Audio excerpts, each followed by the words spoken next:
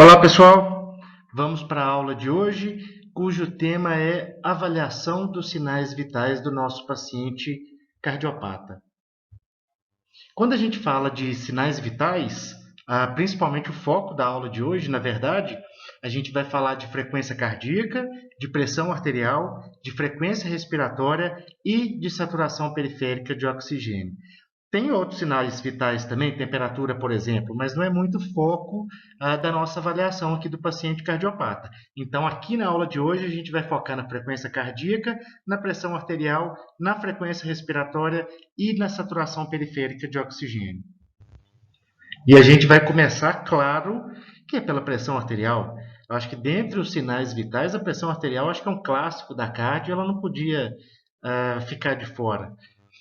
Toda vez que encontro um colega da profissão que não é da cardio, eles falam que a gente só sabe ferir PA de apatia.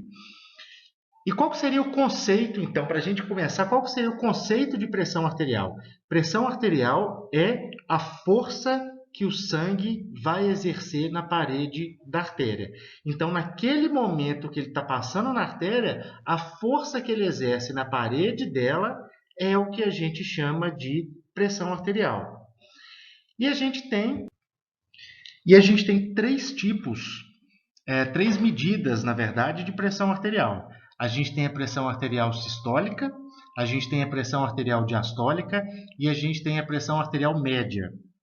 A pressão arterial sistólica é a pressão durante a sístole. Então, vai ser a força que o sangue vai exercer contra a parede da aorta no momento da sístole ventricular. E a pressão arterial diastólica é a pressão durante a diástole. Então, a pressão que o sangue exerce na parede das artérias durante esse momento de relaxamento ventricular, de enchimento ventricular, a gente define como pressão arterial diastólica. Então, a gente tem uma que vai verificar a pressão durante a sístole e a gente tem a outra que vai verificar a pressão durante a diástole. E a pressão arterial média? A pressão arterial média é aquela média da pressão durante todo o ciclo cardíaco, considerando tanto a sístole como a diástole. E como que a gente calcula a pressão arterial média? A pressão arterial média, a fórmula está embaixo, olha. É a pressão arterial sistólica mais 2 vezes a pressão arterial diastólica dividido por 3. E aí, só para a gente não precisar decorar a fórmula, por que a pressão arterial sistólica vai uma vez só, a pressão arterial diastólica a gente multiplica por 2, para depois dividir por 3? Por que a diastólica a gente multiplica por 2? Porque como a gente quer uma média do ciclo cardíaco, a gente tem que levar em consideração que a gente passa 2 vezes mais tempo em diástole do que em sístole. Então, se a gente fica 2 vezes mais tempo em diástole do que em sístole, a gente tem que multiplicar a diastólica por 2. Então, vai ser uma da sistólica, 2 da diastólica. Como a gente quer fazer uma média, a gente divide por 3. E para aferir a PA, porque pelo amor de Deus, né, gente, tirar a pressão já passou da época, Deus me livre, mas quando a gente pensa em aferição da PA, a gente utiliza basicamente o método auscultatório. E pelo método auscultatório, a gente vai utilizar o estetoscópio e o esfigmomanômetro. Nesse slide aqui eu coloquei os componentes do estetoscópio. Ele é composto pelas olivas auriculares, que é aquela parte do esteto onde a gente coloca no ouvido. Lembrando que essa parte ela tem que ser arqueada, com o arco virado para cima, para encaixar melhor dentro do ouvido da gente. A gente vai ter os tubos de condução, que vão auxiliar, então, na condução do som até o ouvido. E a gente tem aquela parte final, aonde a gente vai colocar próximo da artéria braquial, que é composta pelo diafragma e pela campânula. O diafragma é aquela parte maior do estetoscópio, que ela tem a função da gente auscultar os sons agudos, e a gente tem a campânula, que é aquela parte menor do estetoscópio, que serve para a gente auscultar os sons graves. Qual que a gente utiliza? Pode ser qualquer uma das duas, mas é muito melhor e muito mais utilizada o diafragma. Um outro mito que eu gosto de deixar claro na aula também, que eu já ouvi algumas pessoas, algumas dúvidas relacionadas à ausculta cardíaca, que a gente vai ver na próxima aula, inclusive. Muita gente fala que o diafragma é para aferir PA e para fazer a ausculta respiratória e a campânula é para fazer a ausculta cardíaca. E não é não. Isso aqui é só captação diferentes de sons. Na ausculta cardíaca, a gente vai usar tanto o diafragma como a campânula. Para aferir a PA, também pode ser utilizado os dois, mas o diafragma é muito mais comum. Tá? Então, não existe isso de campânula servir só para ausculta cardíaca, não. A ausculta cardíaca, inclusive, a gente faz muito com diafragma também. Ok? E a gente também tem o esfigmomanômetro, que vocês conhecem bem.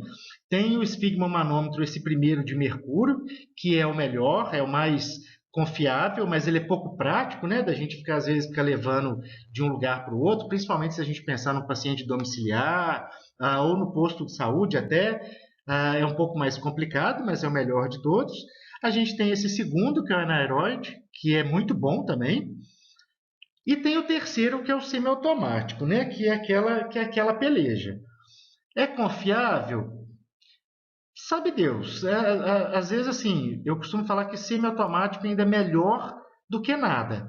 Pode ter uma variação grande de valor? Pode.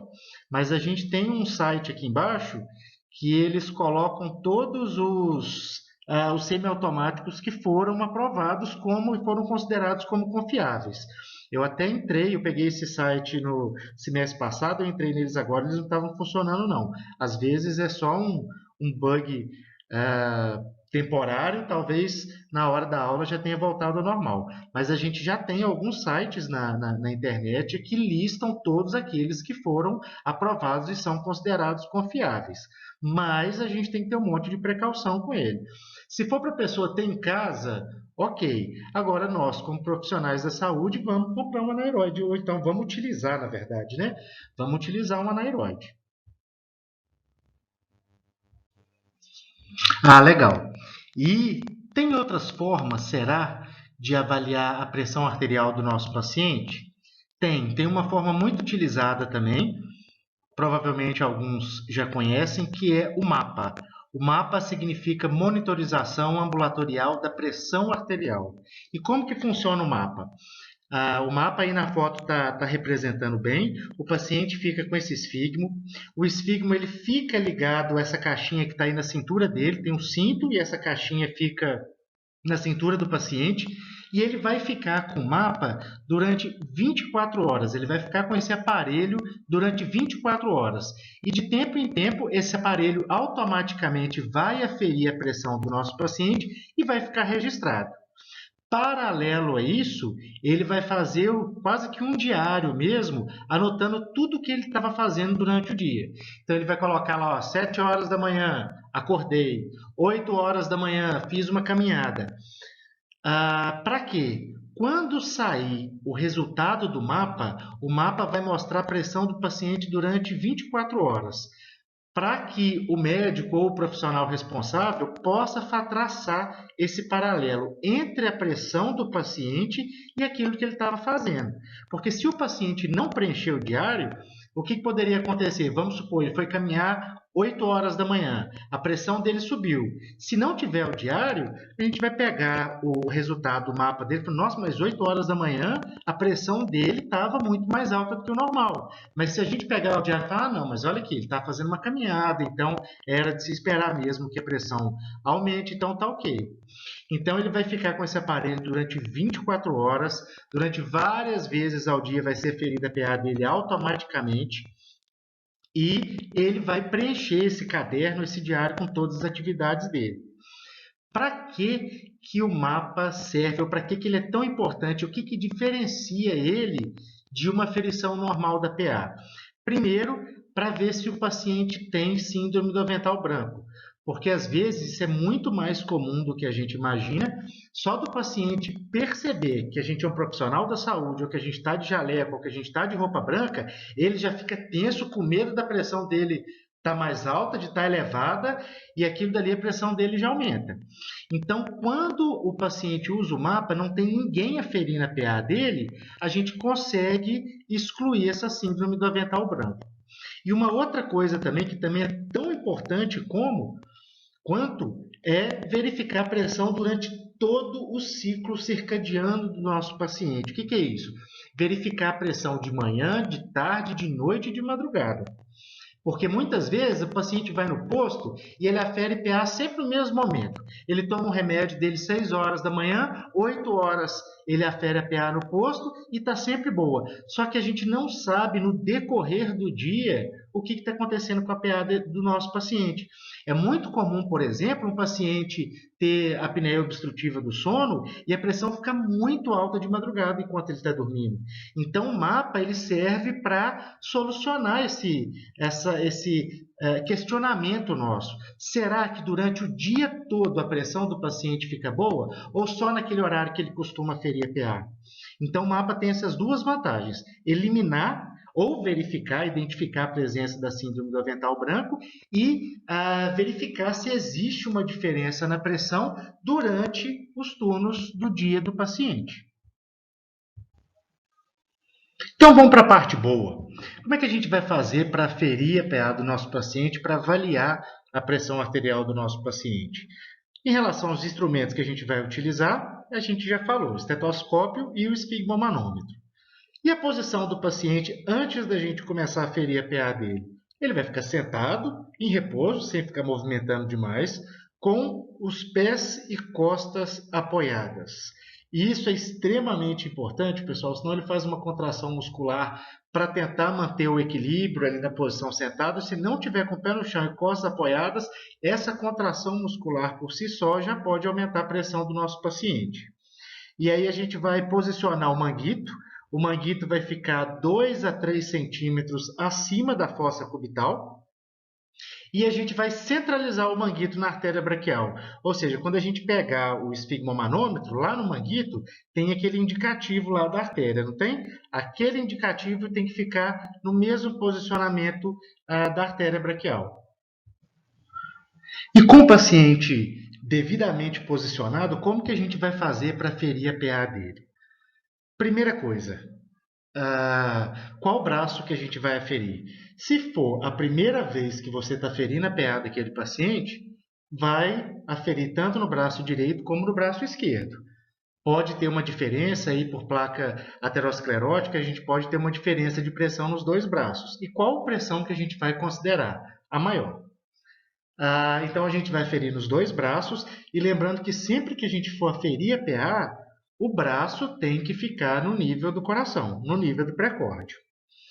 E aí, quando o braço estiver na altura do pré-córdio, o paciente estiver descansado, a gente vai palpar o pulso radial do nosso paciente, bem aqui na região do punho mesmo, como a gente aprendeu. Para que a gente vai fazer a palpação do pulso radial? O pulso radial ele vai dar uma estimativa da pressão arterial sistólica do nosso paciente. Já com o manguito no braço, a gente vai palpar o pulso radial do paciente e começar a insuflar. Insuflou um pouquinho, está sentindo a pressão ainda? Significa que a sistólica é mais do que isso. Insufla mais. Está sentindo o pulso do paciente ainda? Insufla mais. Está sentindo ainda? Insufla mais um pouquinho. Parei de sentir o pulso do paciente. Se você não estiver sentindo mais o pulso do paciente, significa que você atingiu a sistólica dele. Quando você atingiu a sistólica dele, o que a gente vai fazer? Insuflar mais 30 milímetros de mercúrio e depois ir desinsuflando lentamente. O que a literatura traz para a gente é que na hora de desinsuflar, a gente tem que percorrer cada pontinho daquele que tem lá no nosso esfigmomanômetro.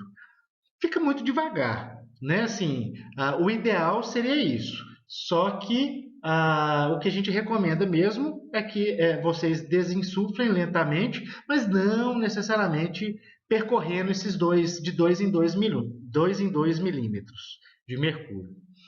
E aí vocês começaram a desinsuflar lentamente, como que a gente vai fazer para determinar qual que é o valor da sistólica e qual que é o valor da diastólica? O primeiro som que a gente, ao escutar, da batida do coração vai ser o primeiro som de Korotchkov, que é correspondente à pressão arterial sistólica. E o último som que a gente conseguir escutar vai ser o som correspondente à pressão arterial diastólica. E aqui eu trouxe alguns cuidados que a gente tem que ter na hora de aferir a PA do nosso paciente. Primeiro, certificar que ele não está com a bexiga cheia, que ele não fez exercício pouco tempo antes de aferir a PA, que ele não ingeriu bebida alcoólica, café, que não fez uma refeição mais pesada, que ele não fumou nos últimos 30 minutos antes da aferição da PA. Lembrar, como a gente falou no slide anterior, que o braço deve estar na altura do coração. Não deixar folgas grandes no manguito, isso pode alterar o valor da pressão. E um ponto importante também que a gente não comentou ainda é que a gente deve auscultar de 20 a 30 milímetros abaixo do último som que a gente auscultar. Por quê? Às vezes a gente está aferindo a PA do nosso paciente, conseguimos auscultar aí o último som. Só que a gente acha que é o último som, só que, por exemplo, o paciente pode ter uma arritmia que vai cursar com uma pausa no som durante o tempo. Então, às vezes, a gente acha que aquele é o último som, mas não é, ele só teve uma pausa por causa da arritmia que ele está apresentando. Então, para a gente garantir que de fato é o último som, a gente tem que auscultar de 20 a 30 milímetros abaixo do último som. Se por um acaso na medida a gente também, não sei, teve um erro, o paciente conversou, a gente está na dúvida do valor que a gente encontrou, e se a gente precisar fazer uma nova medida, a gente tem que esperar um tempo. Esperar de 30 segundos até 1 minuto, mais perto de 1 minuto melhor ainda, para a gente poder fazer uma nova aferição. E por fim, a gente deve anotar os valores tanto da sistólica como diastólica sem arredondamento. Exatamente o valor que a gente encontrar é o valor que a gente tem que anotar. Lembrando que se a diretriz pede para a gente desinsuflar de 2 em 2 milímetros de mercúrio, esse valor ele vai ser sempre um número par, né? Então, se vai descer de 2 em 2, significa que ele não pode dar um número ímpar. Então, a pressão não pode ser, por exemplo, 125 a sistólica, né? Vai sempre terminar com um número par.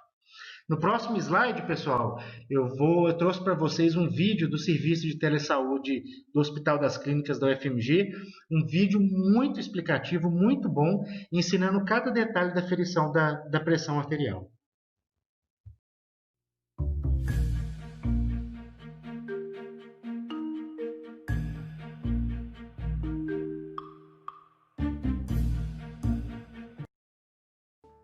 Olá! O objetivo deste vídeo é a demonstração da técnica correta de avaliação da pressão arterial sistêmica.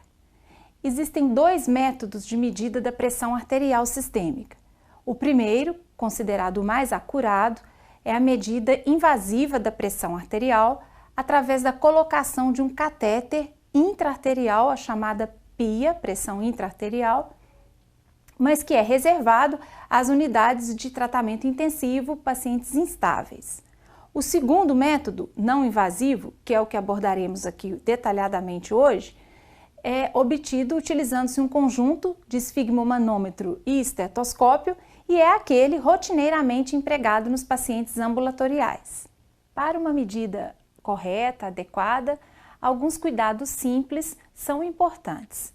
O paciente deve estar em ambiente tranquilo, silencioso, não deve ter ingerido bebida alcoólica ou cafeína nos últimos 30 minutos que precedem a medida, não deve ter realizado exercícios físicos nos últimos 60 minutos e, de preferência, deve estar em repouso mesmo nos 5 a 10 minutos que precedem a avaliação da pressão.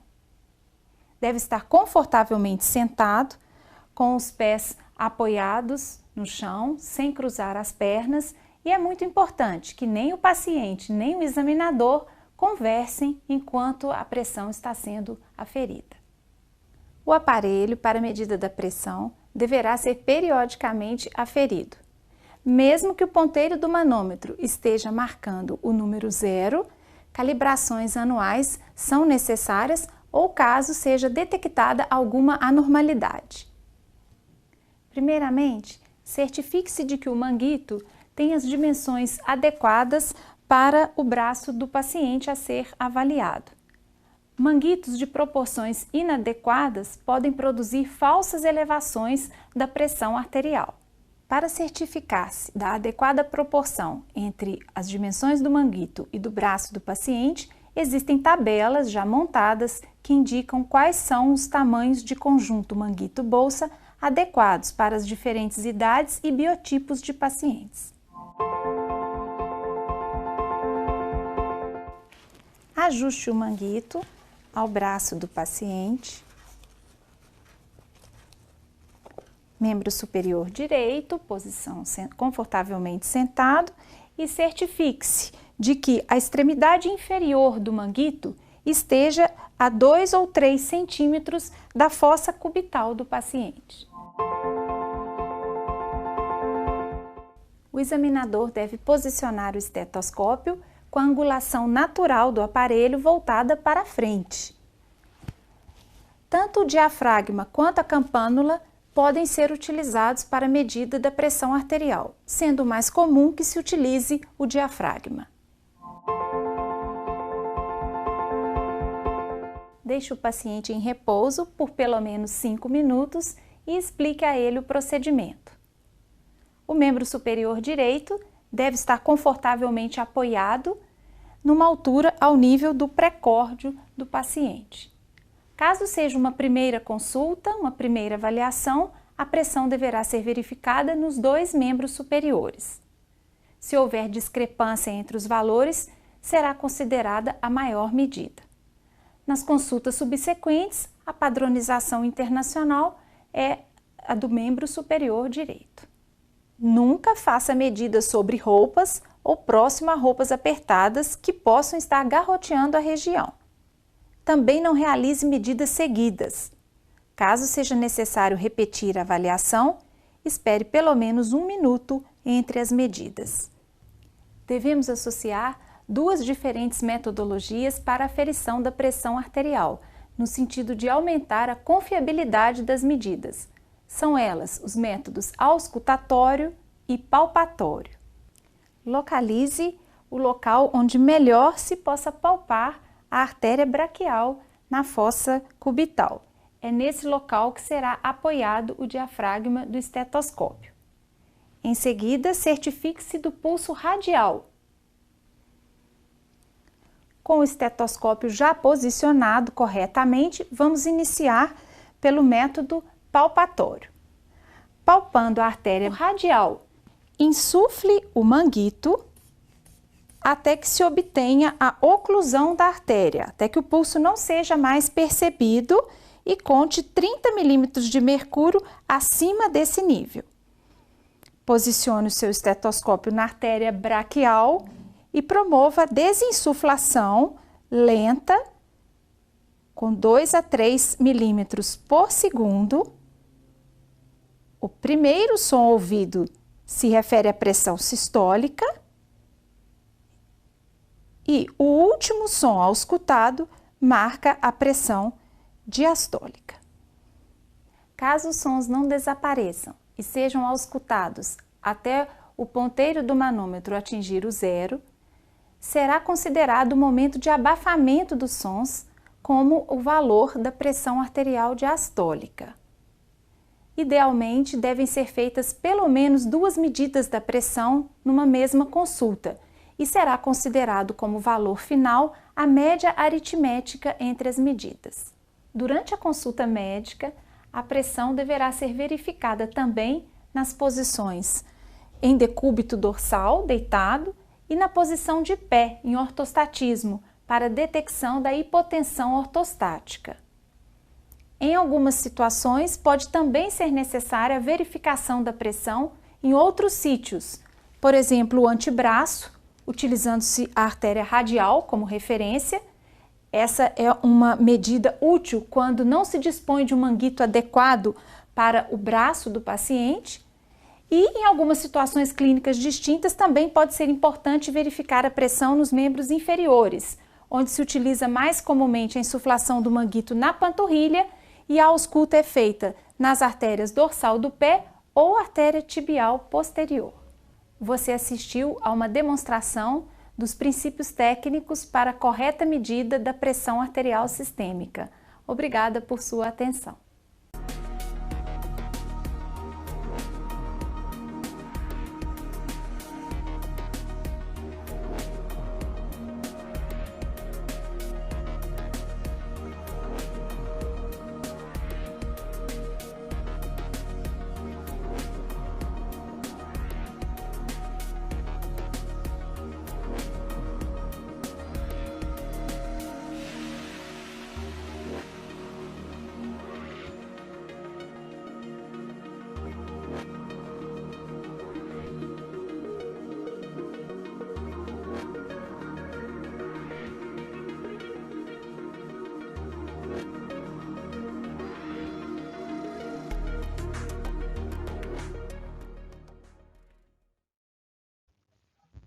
Lembrando que, de acordo com a 5ª Diretriz Brasileira de Hipertensão Arterial, que não é a mais recente que a gente já está na 7ª, mas de acordo com a 5ª, a medida da pressão arterial deve ser realizada em toda avaliação por profissionais da área da saúde, seja médico, fisioterapeuta, o que for. A avaliação da pressão arterial ela é mandatória em toda avaliação da área da saúde. Legal, então a gente já sabe como que a gente faz para aferir a PA e agora a gente vai falar dos valores de normalidade e o que é considerado hipertensão arterial sistêmica hoje em dia. Primeiro, o que seria hipertensão arterial sistêmica? É bom sempre a gente falar, principalmente em relatório, pessoal, o nome completo, porque a gente tem hipertensão pulmonar também. Então, o que seria a hipertensão arterial sistêmica? Seria a elevação e a manutenção desses valores elevados da pressão arterial. E como que a gente pode classificar um paciente como hipertenso ou não? E para o paciente ser diagnosticado de fato com hipertensão arterial sistêmica, esses valores da pressão arterial eles devem estar aumentados em pelo menos 2 medições feitas dentro do consultório. A literatura, alguns autores falam até em 3, mas no mínimo 2 ocasiões dentro do consultório e, se possível, a confirmação com uma medida fora do consultório, principalmente utilizando o mapa. A não ser nos casos em que o paciente já tem a pressão tão alta, já tem a pressão tão elevada que ele já apresente algumas lesões em órgãos-alvo. Então, para ser diagnosticado, pessoal, no mínimo 2 medidas dentro do consultório, o ideal 3, mas confirmado com uma medição fora do consultório, principalmente pelo mapa, para a gente excluir de vez essa hipótese da síndrome do avental branco. E quais são os valores que a gente utiliza para o diagnóstico de um paciente hipertenso? É aí que começa a confusão. A confusão porque toda a história é a seguinte: a gente teve em 2016 a elaboração e a publicação da nossa diretriz brasileira mais recente de hipertensão arterial, que é a 7ª diretriz. Ela então é de 2016, ela é bem recente e ela considera que o paciente é hipertenso quando ele apresenta no consultório, estou grifando aqui, uma pressão sistólica maior ou igual a 140 e ou uma diastólica maior ou igual a 90 milímetros de mercúrio. Muito bem definido, esses são os valores que a gente vai adotar. E aí que no ano seguinte, em 2017, foi publicada a diretriz norte-americana. E o que a diretriz, um ano depois, o que a diretriz norte-americana definiu? Que a hipertensão estágio 1 é aquela que o paciente apresenta a sistólica maior ou igual a 130 ou a diastólica maior ou igual a 80. E aí todo mundo começou a pensar, falou, olha, se a americana em 2017 já passou o ponto de corte para 130 para sistólica e 80 para diastólica, então esses valores vão começar a mudar. Não. E aí em 2018 veio a diretriz europeia e que voltou a definir, assim como a brasileira, que hipertensão grau 1 é aquela com a sistólica igual ou maior a 140 e ou a diastólica maior ou igual a 90. Embananou tudo. No ano passado, eu fui no congresso da Sociedade Mineira de Cardiologia, isso foi muito debatido. E o que eles falaram muito, não é um consenso, cada um pode utilizar o que quiser, desde que devidamente referenciado, mas o que eles alegaram, e que eu particularmente concordo, é o seguinte: primeiro, a nossa diretriz nacional ela é recente, ela é de 2016, mas ela ainda é considerada recente. Mas o ponto-chave dessa discussão é que a hipertensão arterial sistêmica ela é muito cultural. Ela depende muito, por exemplo, da alimentação da população, né, da alimentação de um país, do estilo de vida daquele país. Então, se ela é tão cultural e a nossa diretriz ela é tão recente, que a recomendação é a gente continuar a utilizar a nossa diretriz. Mas vocês podem utilizar a que vocês quiserem, desde que devidamente referenciado. Eu, Henrique, utilizo a diretriz nacional mesmo. Dessa forma, se a gente considerar a nossa diretriz nacional, a gente tem a classificação do paciente de acordo com a pressão que ele vai apresentar no consultório. Então, a gente considera o paciente como normotenso, aquele paciente que tem uma pressão inferior a 120 por 80 milímetros de mercúrio. E a gente considera como hipertenso aquele paciente que apresenta uma pressão arterial superior a 140 por 90 milímetros de mercúrio. Excelente! Já entendi tudo de pressão arterial, já sei aferir a pressão arterial, já sei classificar o meu paciente, se ele é normotenso, se ele é hipertenso. Então, a gente vai passar para o nosso tópico item, que é a frequência cardíaca, que também, dentre os sinais vitais, é um dos que a gente mais utiliza na nossa prática clínica, independentemente da área, mas principalmente dentro da cardio. E, por definição, a frequência cardíaca ela é o número de batimentos cardíacos ou o número de contrações ventriculares durante um minuto. A unidade da frequência cardíaca é o BPM, que significa batimentos por minuto, e o valor de referência em repouso é de, dependendo do autor, 50, 60 até 100 batimentos por minuto. A referência mais utilizada é de 60 até 100. Lembrando que isso na população adulta geral, porque a frequência cardíaca ela começa muito alta no recém-nascido e ela vai reduzindo à medida que o tempo passa. Então, por exemplo, aí está no quadro, o recém-nascido ele tem uma frequência cardíaca de 140 BPM. Com 1 ano de idade já passa para 120. Na criança em torno de 110. Na pré-adolescência de 90, adulto 80, chegando aí nos idosos uma frequência cardíaca de 60 batimentos por minuto. Entendi. E como que a gente vai fazer para avaliar a frequência cardíaca do nosso paciente? A gente vai citar aqui, então, 3 formas da gente avaliar a frequência cardíaca do nosso paciente. A primeira é o que a gente chama de frequência apical. E ela vai ser feita com estetoscópio. Então, a gente vai pegar o esteto e a gente vai colocar na região do ápice do coração. Todo mundo olha para a figura aqui. Então, a gente vai colocar na região do ápice do coração e vai ficar escutando durante 1 minuto. O número de batimentos que a gente conseguir escutar nesse minuto é a frequência cardíaca do nosso paciente.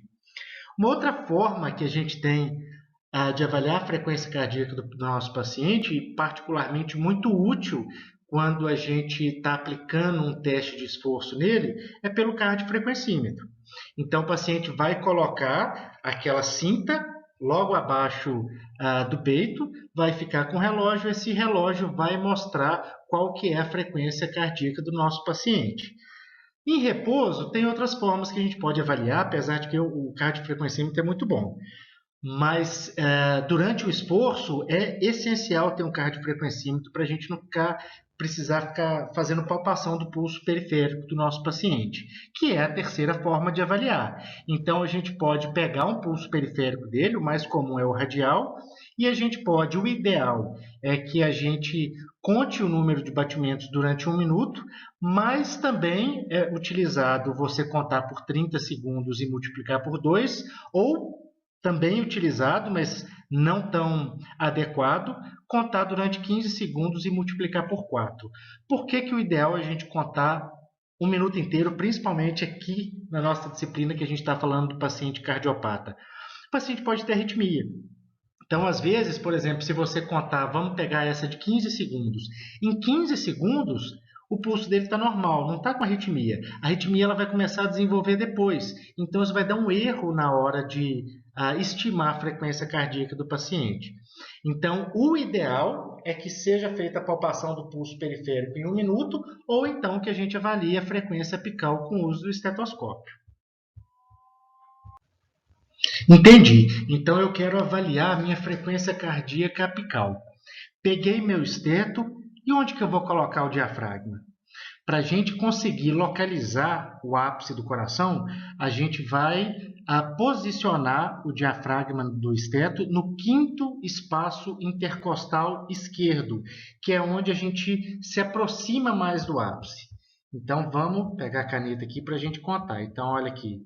Primeiro espaço intercostal, segundo espaço intercostal, terceiro espaço intercostal, quarto espaço intercostal, quinto espaço intercostal, colado aqui no ápice do coração. Difícil de contar, às vezes o paciente tem uma massa muscular muito bem desenvolvida, um paciente obeso, a gente pode colocar também, posicionar o esteto logo abaixo do mamilo. Também é uma tática boa que a gente pode utilizar. Tá? Lembrando que é um pouco mais medial a linha médio-clavicular. Então, se a gente pegar aqui a linha médio-clavicular, a gente vai posicionar na região medial. Ok? E a avaliação da frequência cardíaca pelo cardiofrequencímetro também pode ser uma boa opção, como a gente conversou, principalmente se a gente estiver avaliando a frequência cardíaca durante o esforço do paciente, é muito mais fácil da gente conseguir avaliar. E eu trouxe para vocês aqui que a gente tem vários modelos de cardiofrequencímetro. Trouxe os dois que a gente utiliza mais, que é Polar e Garmin. Garmin um pouco mais caro, porque tem GPS, tal, apesar da Polar agora também está inventando esse negócio de GPS no Polar. Por que eu destaquei os dois? Para uso pessoal, nem tanto, mas para uso profissional, faz diferença a gente pegar uma marca um pouquinho melhor.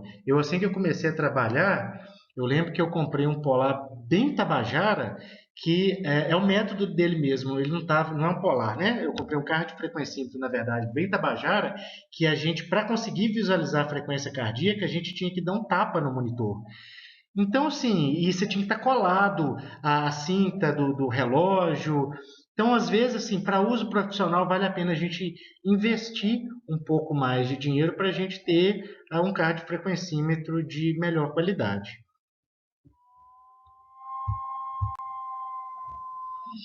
E a gente também pode, para finalizar, a gente também pode verificar a frequência cardíaca pelo pulso arterial da forma como a gente combinou. 1 minuto, preferencialmente, ou 30 segundos e multiplica por 2, ou 15 segundos e multiplica por 4.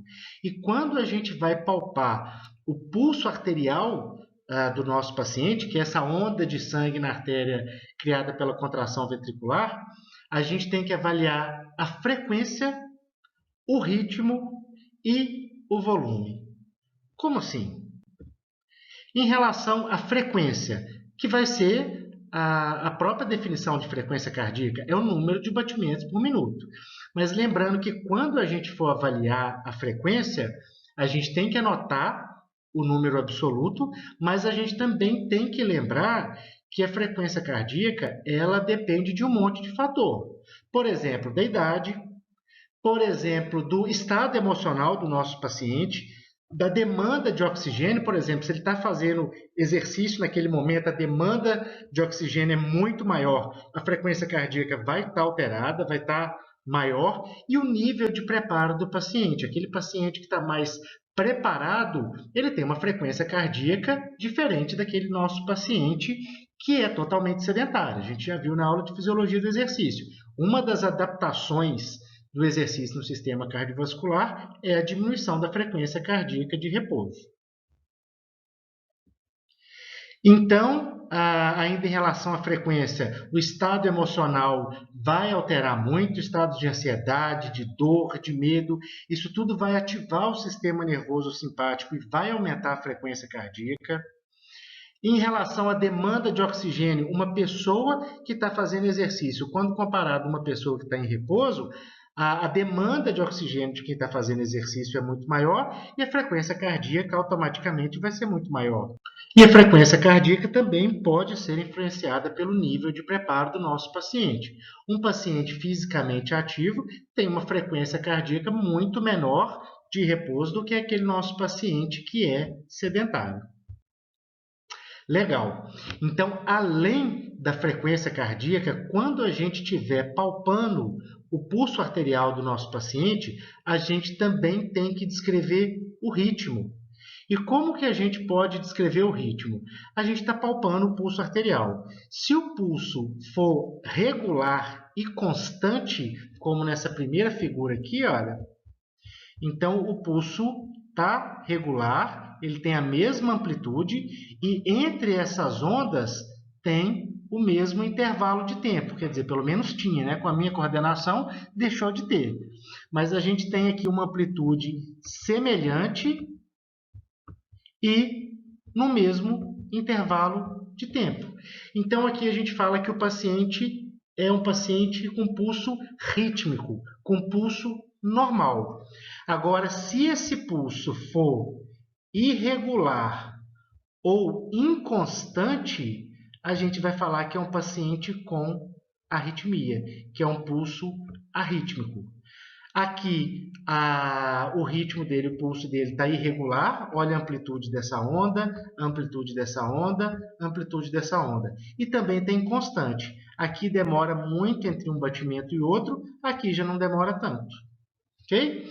Então, a gente vai definir a frequência cardíaca do paciente pelo número da frequência, mas também identificar se o paciente apresenta um pulso rítmico ou arrítmico. Dá para a gente ver isso pelo cardiofrequencímetro? Não, por isso que é importante a gente fazer essa palpação, a verificação do pulso arterial também. E aí a gente finaliza o nosso estudo da avaliação da frequência cardíaca com o nosso glossário. Então, pela frequência dos batimentos, a gente vai classificar um paciente como normal ou normocárdico quando a frequência cardíaca dele estiver entre 60 e 100 batimentos por minuto. A gente vai classificar um paciente como taquicárdico se a frequência cardíaca dele de repouso estiver acima de 100 batimentos por minuto. E a gente vai classificar um paciente como bradicárdico se a frequência cardíaca dele estiver abaixo de 60 batimentos por minuto.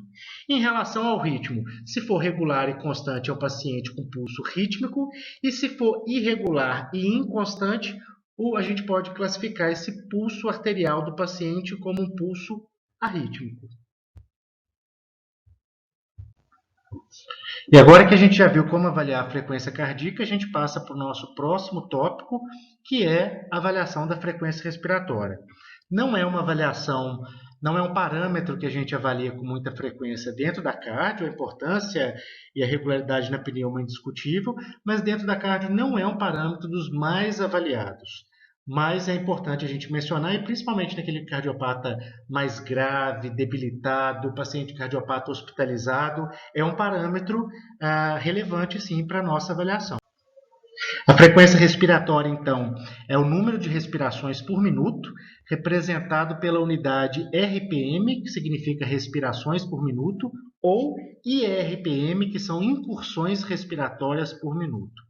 A frequência respiratória, assim como a frequência cardíaca, ela tende a diminuir com a idade, com exceção lá do idoso, que ela tende a aumentar um pouquinho de nada, bem irrelevante, e a gente considera os valores de normalidade para o adulto saudável de 12 a 20 incursões respiratórias por minuto. E tomando como base esses valores de referência, a gente pode classificar o nosso paciente de acordo com a frequência respiratória. A gente considera a presença de taquipneia quando a frequência respiratória se apresentar elevada, sendo considerada o valor de referência maior do que 20 RPM no adulto. E a gente considera o paciente como um paciente bradipneico ou com bradipneia quando a frequência respiratória está diminuída, sendo considerado o valor menor do que 12 RPM no adulto. Como que a gente faz, então, para verificar, para avaliar a frequência respiratória do nosso paciente? Eu coloquei aqui para vocês 3 métodos e vou chamar a atenção do terceiro, que eu considero o melhor e mais utilizado. A gente tem o primeiro método, que é observar o movimento abdominal ou torácico do nosso paciente, palpando se necessário. Primeiro, observar o movimento abdominal ou torácico do paciente é uma boa estratégia, mas ele vai perceber que você está observando e ele pode alterar o ritmo da respiração dele, ele pode alterar a frequência respiratória dele. Agora, palpar se necessário, gente, só se for necessário mesmo, porque só de colocar a mão, você pode ter certeza que a frequência respiratória do paciente vai alterar. Um outro método também não tão bom é fazer a ausculta sobre a traqueia com o estetoscópio. E aí a gente pode contar tanto ins como ex, não ambas, porque elas... Então, para finalizar, tem aí também o nosso glossário. O paciente é considerado eupneico ou com frequência respiratória normal, se esse parâmetro variar de 12 a 20 incursões respiratórias por minuto. Ele vai ser um paciente bradipneico se essa frequência respiratória for abaixo de 12 incursões respiratórias por minuto, ou a gente pode classificar o nosso paciente como taquipneico se essa frequência respiratória for acima de 20 incursões respiratórias por minuto. E por fim, a gente tem o nosso último item da aula de hoje, que é a saturação periférica de oxigênio, que de fato é um parâmetro muito útil para a gente fazer a avaliação cardiovascular e ventilatória do nosso paciente, principalmente a avaliação ventilatória. E a saturação, de fato, ela é um parâmetro muito utilizado, inclusive durante o exercício. A gente vai ver quando a gente estiver falando dos testes de esforço, dos testes funcionais, dos testes de campo, a gente vai ver que a maioria a gente tem que avaliar a saturação periférica do oxigênio antes e depois do esforço. E o que representa a saturação periférica de oxigênio? Ela representa a porcentagem do oxigênio que está sendo transportado comparado com o máximo da capacidade de transporte. Então, se a gente está falando de porcentagem, o valor vai ser dado em porcentagem. A gente encontra aí como valor de normalidade, a gente encontra com muita frequência o paciente aí com saturação, o paciente não, mas na população saudável, a saturação de 97%, até acima de 97%, até 95% a gente consegue encontrar. Agora, se essa saturação periférica estiver abaixo de 90%, a gente tem que intervir, principalmente com oxigênio terapia. Às vezes é comum a gente estar fazendo exercício com o nosso paciente, antes ele está com uma saturação dentro do limite de normalidade, né? Não está lá essas Coca-Cola toda, mas está dentro do limite de normalidade, mas aí com o exercício ela cai para valores abaixo de 90% e a gente aí tem que entrar com oxigênio terapia. Como que a gente faz para avaliar a saturação do paciente? Com oxímetro de pulso, acredito que todo mundo já tenha visto um oxímetro, que é esse da figura.